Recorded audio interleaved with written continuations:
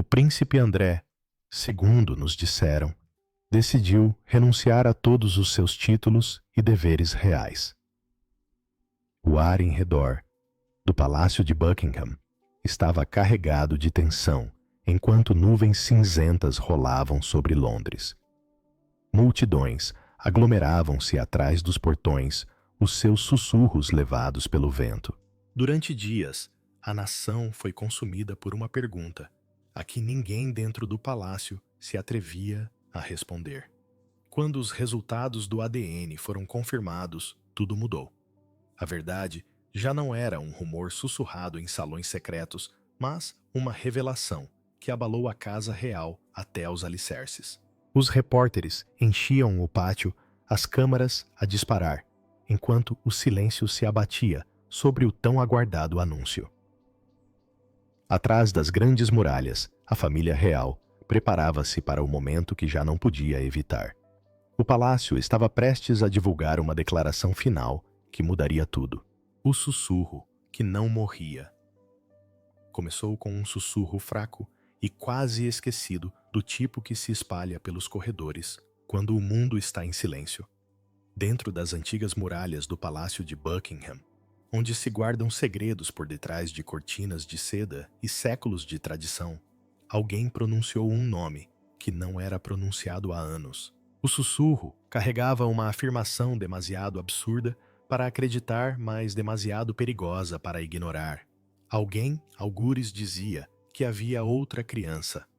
Uma criança ligada, não a escândalos ou boatos, mas à própria linhagem real. No início, foi fácil ignorar.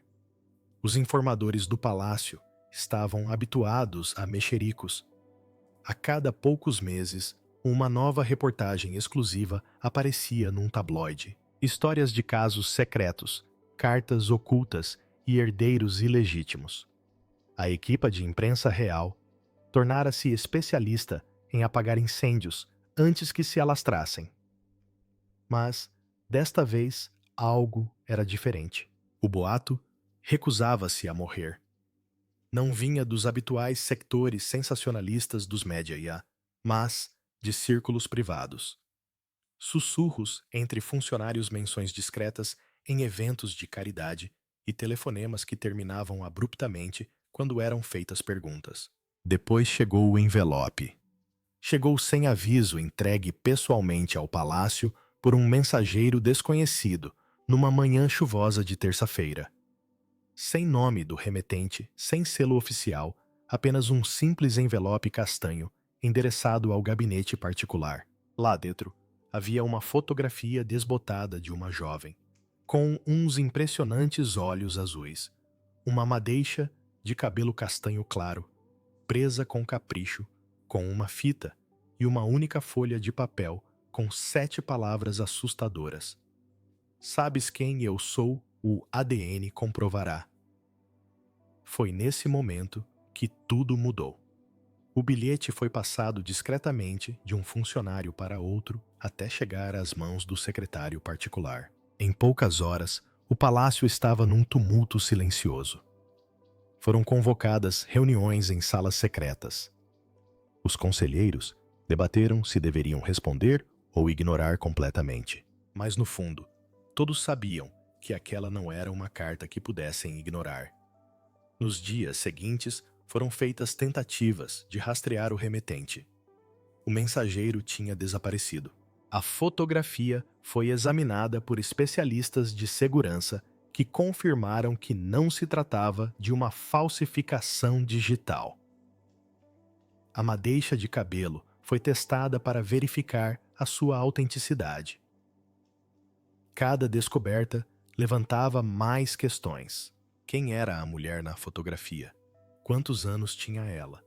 E o mais assustador, e se ela tivesse realmente alguma ligação com o Duque de York? À medida que os jornalistas descobriam atividades incomuns no palácio, as histórias começaram a ser divulgadas. No início, eram pequenas, um sussurro numa coluna de mexericos, um tweet de um observador real. Depois, os veículos maiores começaram a fazer perguntas. No final da semana, todas as redações de Londres perseguiam a mesma manchete. Algo se passava dentro do palácio. Algo que a realeza queria desesperadamente conter.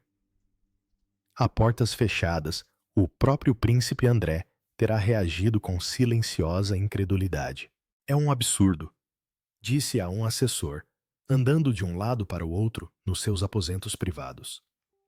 Alguém está a tentar de causar problemas novamente. No entanto, aqueles que estavam mais próximos notaram algo mais um lampejo de inquietação na sua voz, como se uma memória há muito enterrada começasse a vir ao de cima. Lá fora, o sussurro transformara-se em rugido.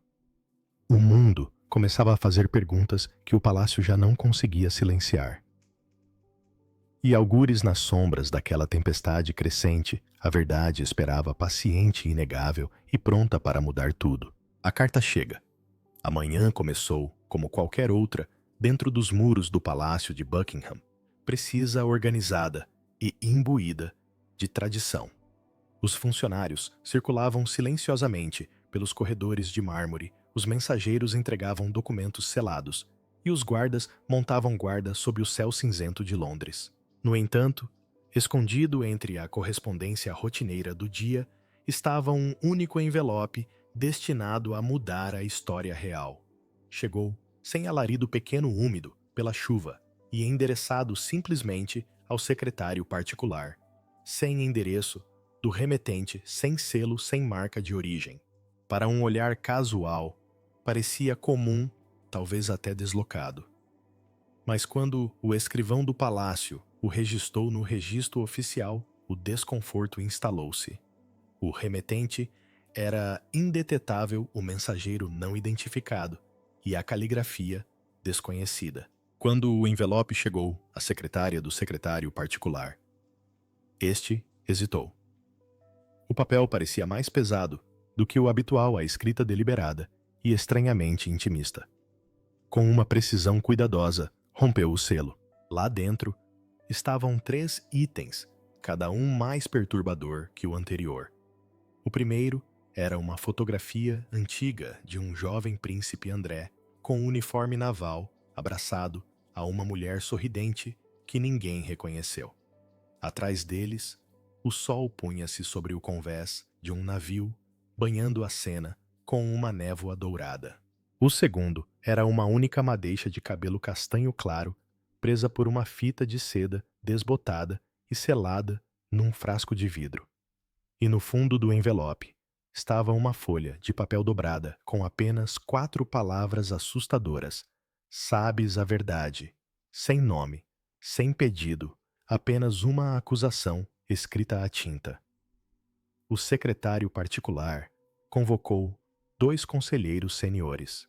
Juntos, examinaram a fotografia em silêncio antes de aguardarem. O envelope continha a identificação de correspondência confidencial e estava restrito a um pequeno número de funcionários do palácio.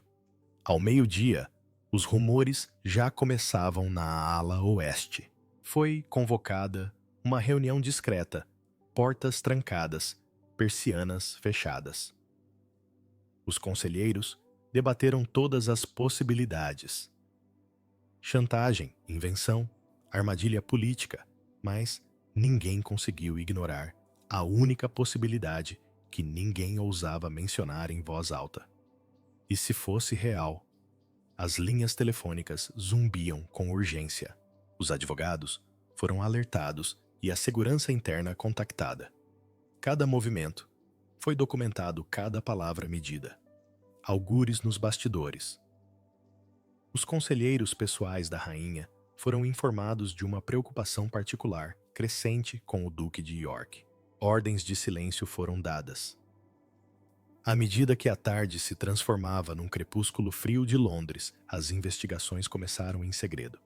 Os registros de segurança foram vasculhados, os mensageiros interrogados e a vigilância revista, mas nada apareceu. O envelope não tinha vestígios, impressões digitais ou origem. Era como se tivesse surgido das próprias sombras. Lá fora, os turistas continuavam a tirar fotografias. Os guardas continuaram a marchar a um ritmo acelerado, e a cidade seguiu em frente sem se aperceber. Mas Dentro do Palácio de Buckingham, a calma tinha se quebrado.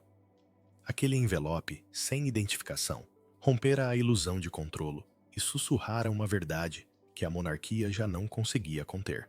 A carta chegara, e com ela o primeiro tremor de uma tempestade que em breve abalaria o mundo real até ao âmago. O amor esquecido. Muito antes das manchetes e da controvérsia, havia uma história silenciosa que tinha escapado pelas brechas da história. Uma história de juventude, de afeto passageiro e de escolhas feitas à sombra do dever. Quando os jornalistas começaram a investigar o passado do príncipe André, reunindo fragmentos de fotografias antigas e sussurros há muito, enterrados tropeçaram num nome quase apagado pelo tempo. Pertencia a uma mulher que nunca deveria estar ao lado de um príncipe. No início da década de 1980, quando o Duque de York serviu como oficial da Marinha, foi destacado para exercícios de treino no estrangeiro que o levaram a atravessar o Mediterrâneo. Aqueles que com ele serviram recordam essa época como uma época de liberdade e encanto, quando o jovem príncipe era mais marinheiro do que nobre rindo com a tripulação e livrando-se do peso da vida palaciana. Foi num daqueles meses de sol, em Gibraltar, dizem que a conheceu. Uma mulher local, com uma graça serena e um sorriso que parecia desarmar até os mais reservados. Não era uma socialite, nem uma figura de linhagem nobre. Trabalhava em part-time num pequeno café perto do porto naval, servindo chá e bilhetes manuscritos aos oficiais que passavam. O seu primeiro encontro, segundo um amigo, aconteceu por acaso. Ele deixara um diário no balcão, e ela devolveu-lhe com uma gargalhada educada. A partir desse momento, os dois tornaram-se inseparáveis, escapando-se nas horas de folga para partilhar conversas que se prolongavam pela noite dentro. Os amigos dessa época ainda se lembram de como ele parecia diferente. Mais leve, mais livre, mais despreocupado. Ela fazia-o rir de uma forma que mais ninguém conseguia, contou um dos seus companheiros navais a um repórter anos mais tarde. Não se tratava de títulos ou expectativas. Eram apenas duas pessoas a tentar ser normais. Mas, no mundo de onde vieram, a normalidade nunca foi possível. Cartas manuscritas foram trocadas quando o seu navio partiu para outro porto. Promessas foram feitas ainda que discretamente e sem certezas. O dever chamava e as obrigações régias nunca perdoavam. Em poucos meses, a distância transformou-se em silêncio. As cartas cessaram. A mulher desolada e insegura desapareceu da vida pública pouco depois. Quem a conheceu disse que se mudou para o sul de França, levando consigo apenas memórias, e como viria a ser revelado mais tarde, algo muito mais duradouro. Anos se passaram. O mundo real seguiu em frente, envolto em cerimônias e escândalos. A mulher vivia discretamente criando uma filha que herdou os seus olhos e sem saber as suas perguntas sem resposta. Contava aos amigos que o pai da sua filha já tinha usado farda, que era bondoso e importante, mas que nunca poderia fazer parte das suas vidas. Para proteger a filha, escondeu a verdade sob o silêncio, mas os segredos têm o costume de esperar pelo momento certo. Décadas mais tarde, a mesma filha descobriria fragmentos do passado. Uma fotografia guardada numa gaveta, algumas cartas desbotadas assinadas com iniciais que ela não compreendia e uma história que parecia demasiado impossível para ser mera coincidência. Com o tempo e a crescente confiança da vida adulta, começou a questionar-se se o seu sangue carregava um traço de realeza. E assim, o que começou como uma fugaz história de amor, há muito esquecida pela história, estava prestes a ressurgir como uma revelação suficientemente poderosa para abalar um reino. O passado, ao que parecia, nunca tinha realmente desaparecido. Ela estava simplesmente à espera de ser encontrada. O pânico por detrás dos muros do palácio. O ar, no interior do palácio de Buckingham, estava pesado, carregado de medo e do peso de segredos que ninguém ousava revelar em voz alta. A carta misteriosa já tinha abalado os corredores reais, mas agora aquelas ondas de inquietação tinham se transformado em ondas devastadoras, ameaçando conduzir a monarquia à crise. Atrás das portas douradas dos gabinetes privados, os conselheiros mais fiáveis da rainha reuniam-se em torno de uma mesa comprida e polida, com os rostos pálidos sob o brilho dos candelabros. O que começara como um assunto pessoal era agora uma emergência completa que poderia destruir irreparavelmente a imagem real. Do lado de fora dos portões do palácio, a imprensa circulava como falcões. A cada hora, surgiam novos rumores. Os jornalistas sussurravam sobre testes de ADN e verdades ocultas enquanto os tabloides se apressavam a redigir manchetes explosivas. Lá dentro, os telefones tocavam sem parar.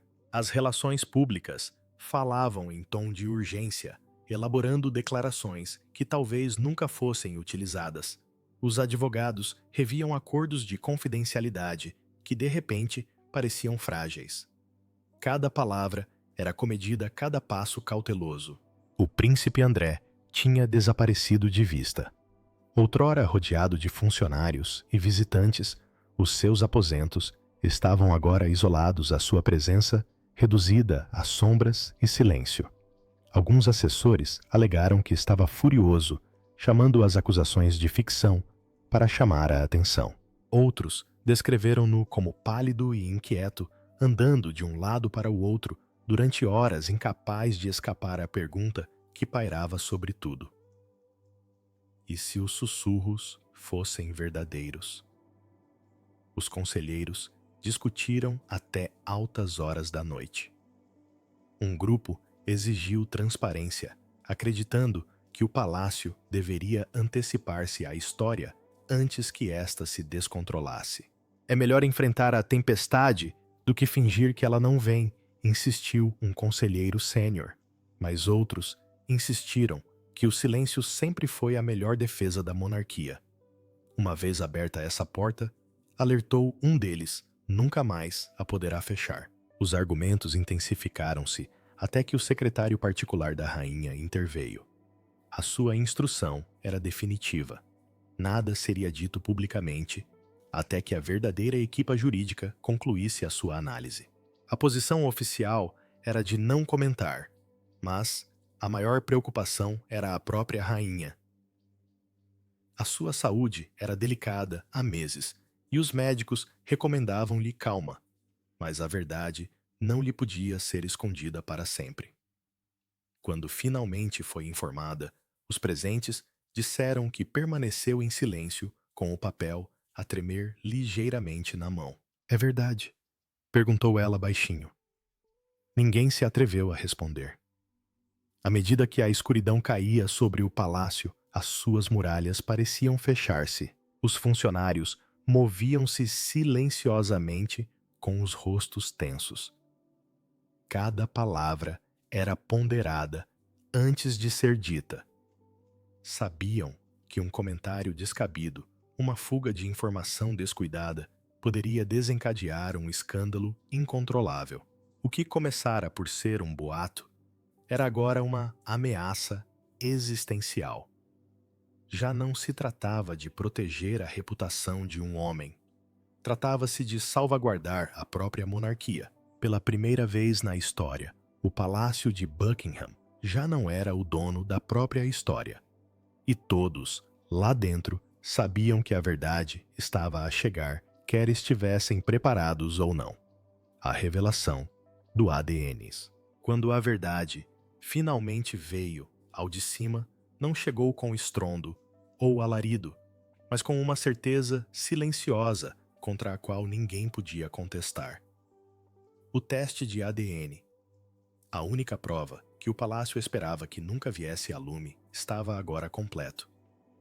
Os resultados, selados num envelope sem identificação, foram entregues numa reunião privada realizada nas profundezas do Palácio de Buckingham. Apenas 5 pessoas estavam presentes quando o documento foi aberto. O conselheiro jurídico real, 2 conselheiros seniores, um representante do laboratório e o próprio príncipe André. No momento em que o documento foi aberto, o ambiente na sala mudou.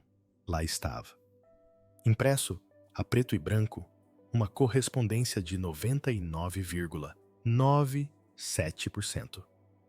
Nenhuma especulação, nenhum boato, nenhuma negação poderia desfazer o que a ciência tinha revelado.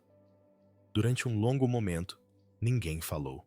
A sala estava silenciosa, exceto pelo ligeiro tic-tac do relógio por cima da lareira. O príncipe André olhou para o documento como se estivesse escrito numa língua que não conseguia compreender. O seu rosto perdeu a cor. O assessor jurídico, um homem conhecido pela compostura, expirou lentamente e fechou os olhos. É conclusivo, disse por fim. A notícia espalhou-se rapidamente pelos corredores superiores do palácio. Os membros da equipa, que antes sussurravam teorias, moviam-se agora em silêncio. Os poucos que sabiam a verdade juraram segredo, mas, de alguma forma, a história começou a ser divulgada. Em 24 horas excertos de informação chegaram aos jornalistas. Uma fonte fidedigna deu a entender que o palácio estava a verificar evidências biológicas sensíveis. De manhã, as estações de televisão exibiam a manchete teste de ADN real sob revisão. Do lado de fora dos portões do palácio, as câmaras começaram a reunir-se. Os repórteres gritaram perguntas que ficaram sem resposta. As especulações online tornaram-se descontroladas. Alguns alegaram que a alegada filha estava a exigir reconhecimento formal. Outros insistiram que uma conferência de imprensa estava iminente. O palácio, dividido entre o medo e o dever, lutou para conter a narrativa. Mas não havia como conter a tempestade agora. A verdade, uma vez revelada, avança mais depressa do que o silêncio a consegue captar. A porta fechada, o círculo íntimo da rainha, reuniu-se para decidir o próximo passo. Os resultados deveriam ser reconhecidos ou deveriam desaparecer silenciosamente numa gaveta trancada, para nunca mais serem mencionados. Os conselheiros alertaram que qualquer encobrimento acabaria por fracassar sob pressão pública. A verdade, afinal, tinha comprovação científica, inegável, rastreável e agora perigosamente perto de ser totalmente revelada. Com o passar das horas, o príncipe André isolou-se cada vez mais. Os amigos descreveram-no como alguém retraído, andando de um lado para o outro sem parar resmungando, que devia ter havido um engano. No entanto, no fundo, até ele parecia saber que a verdade era inabalável. Não se pode raciocinar com ADN. Não se pode apelar à linhagem, ao título ou ao privilégio quando se confronta com a matemática implacável da ancestralidade. Tarde da noite, a rainha foi finalmente informada. O documento foi colocado diante dela, numa bandeja de prata. Ela leu lentamente, com uma expressão indecifrável. Quando terminou, simplesmente guardou o papel e sussurrou: "Então devemos fazer o que está certo." Lá fora, as luzes do palácio brilhavam fracamente contra o nevoeiro londrino. Lá dentro, a história tinha mudado mais uma vez. Um segredo enterrado durante décadas já não era um sussurro, um rumor ou um escândalo. Era um facto, e a partir daquele momento não haveria retorno. A tempestade mediática. Quando a notícia finalmente surgiu, espalhou-se como fogo. Em poucas horas, todas as cadeias de televisão, jornais e plataformas digitais do mundo tinham apenas uma notícia a dominar as manchetes a revelação confirmada do ADN, que ligava o príncipe André a uma mulher cujo nome tinha sido ocultado durante décadas. O Palácio de Buckingham ainda não se tinha pronunciado, mas isso não importava. O próprio silêncio tornou-se o som mais alto de todos. Do lado de fora dos portões do palácio, o cenário era caótico.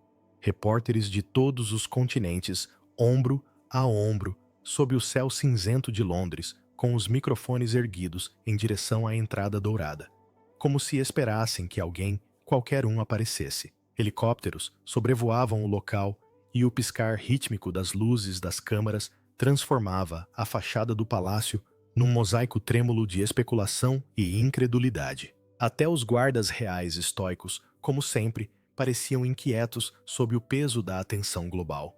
Todas as grandes estações interromperam a programação regular para transmitir notícias de última hora. ADN real confirmado. Os apresentadores de talk shows dissecaram cada palavra do relatório que foi divulgado. Imagens de arquivo dos anos na marinha do príncipe André foram reproduzidas em loop. Fotografias granuladas das suas viagens ressurgiram, mostrando-o ao lado de mulheres não identificadas, cujos rostos estavam agora a ser estudados, quadro a quadro. Nas redes sociais, milhões de posts surgiram em poucas horas, alguns repletos de indignação, outros de simpatia, mas todos cativados pela mesma questão. Como pôde um segredo desta magnitude permanecer enterrado durante tanto tempo? Os correspondentes reais esforçaram-se por reunir depoimentos, mas o palácio permaneceu em silêncio. Os assessores de imprensa recusaram as chamadas e os e-mails oficiais retornaram com respostas automáticas. Esse silêncio alimentou o frenesim. Sem clareza, a especulação tornou-se realidade. Os fóruns online explodiram com teorias da conspiração, alegações de encobrimento, testemunhas silenciadas e acordos de há décadas. Outros insistiam que a rainha sabia o tempo todo e escolhera proteger a instituição em vez da verdade. Nas redações, os editores debatiam questões éticas enquanto procuravam audiência. Todos os jornais queriam a primeira exclusiva, a prova definitiva. Os repórteres começaram a investigar a história de vida da filha, vasculhando registros escolares, antigos, vizinhos e entrevistas esquecidas. Em 24 horas, o seu nome estava em todo o lado. Ela tinha saído da obscuridade para o centro de uma tempestade sem tréguas. No parlamento, até os políticos começaram a comentar. Alguns defendiam que a monarquia precisava de se modernizar e enfrentar a responsabilização. Outros defenderam o direito da família à privacidade. As sondagens de opinião refletiram esta divisão. Pela primeira vez em anos, a confiança pública na monarquia tinha caído drasticamente. A instituição, que antes parecia intocável, tremia agora sob escrutínio.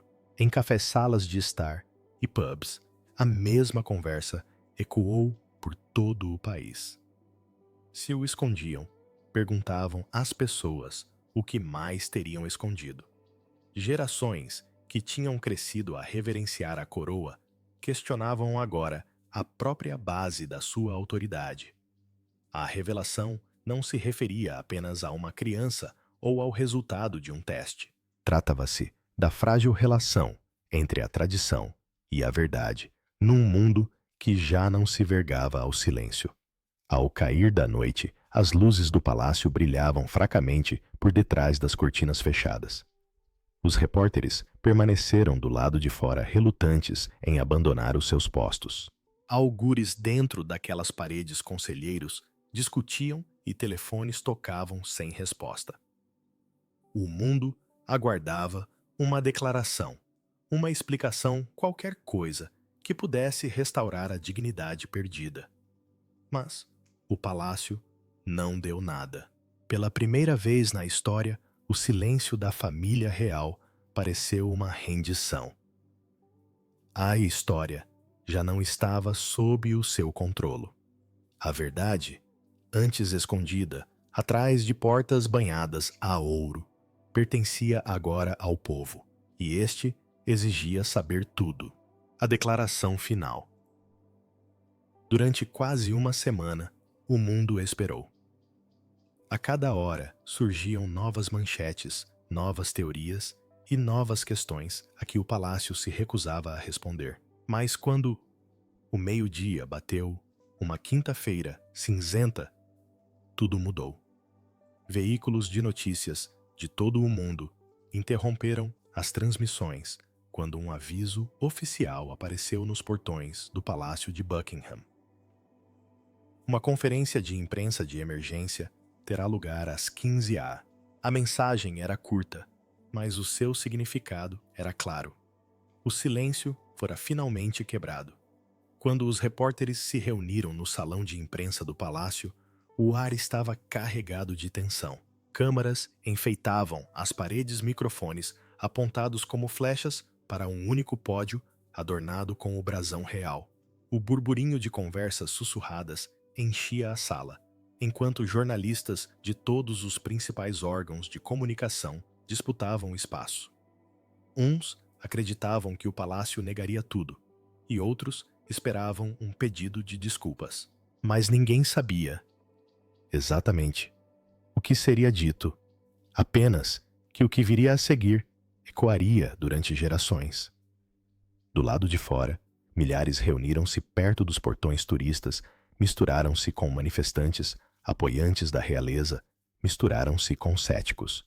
Foram instalados ecrãs por toda Londres para transmitir o evento em direto. Até mesmo os que estavam em casa pararam o que estavam a fazer. Atraídos pelo desenrolar da história, esta não foi apenas uma declaração.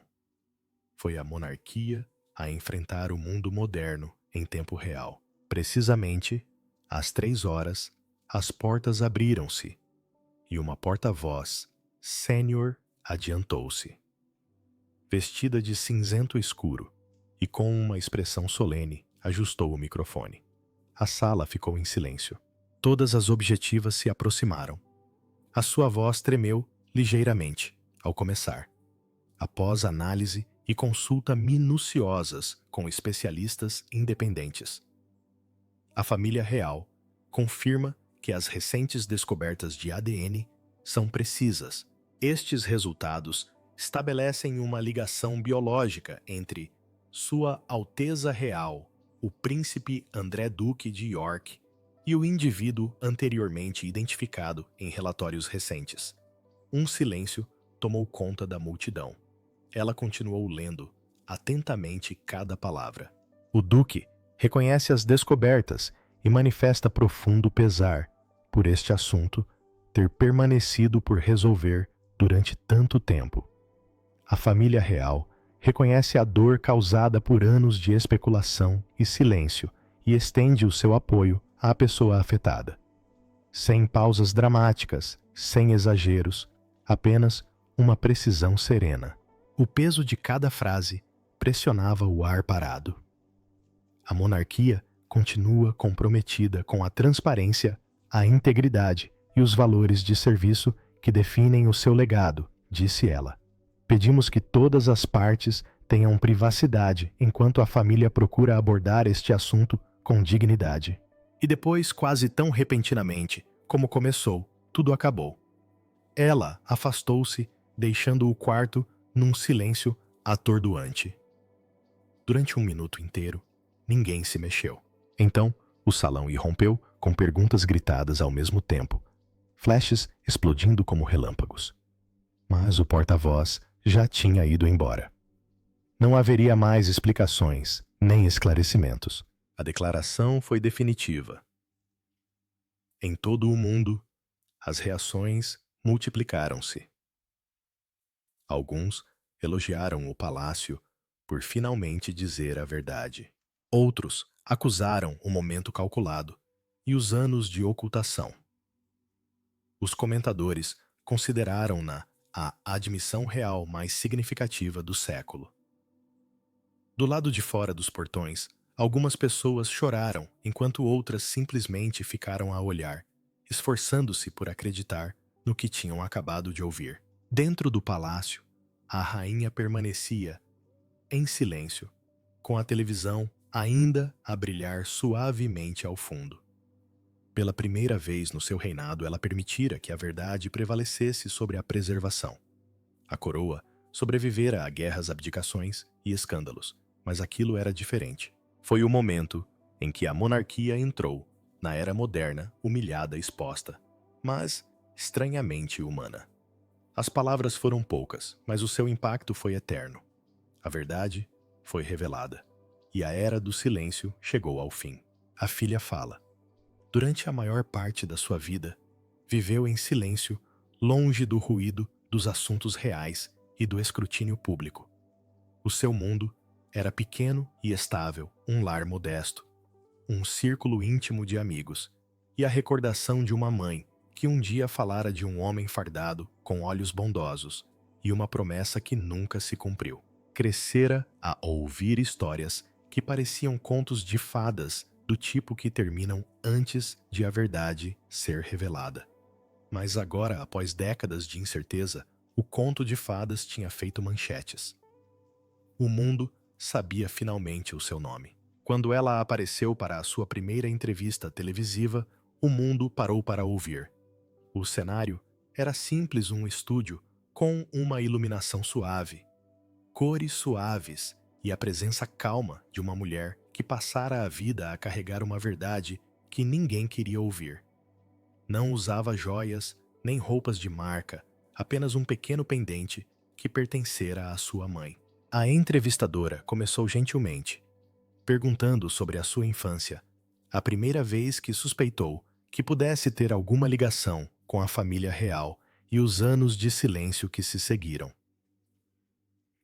Ela falou baixinho, mas a sua voz carregava força. A minha mãe nunca quis escândalo, disse ela. Ela só queria que eu soubesse quem eu era. Disse-me que um dia a verdade viria ao de cima, e quando isso acontecesse, eu deveria encará-la com elegância e não com raiva. Houve uma pausa daquelas que enchem uma sala de emoção ainda antes de as palavras chegarem. Escrevi cartas, continuou ela, para escritórios, para instituições de caridade, para quem quisesse ouvir. Nenhuma foi respondida. Comecei a acreditar que estava a perseguir fantasmas. Durante anos, foi ignorada a sua história, rotulada como fantasia. Mas os resultados do ADN mudaram tudo. O que antes parecia imaginação era agora ciência inegável. A mulher que passara a vida a ser ignorada estava finalmente no centro da história. E, no entanto, não havia amargura no seu tom, apenas paz. Eu não quero um título, disse ela. Não quero riqueza nem reconhecimento da forma como as pessoas esperam. Só quero que a verdade se mantenha.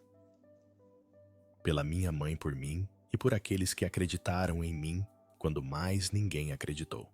As suas palavras ressoaram de forma tão profunda que nem o palácio conseguiu silenciar. Por todo o país, os espectadores comoveram-se inesperadamente.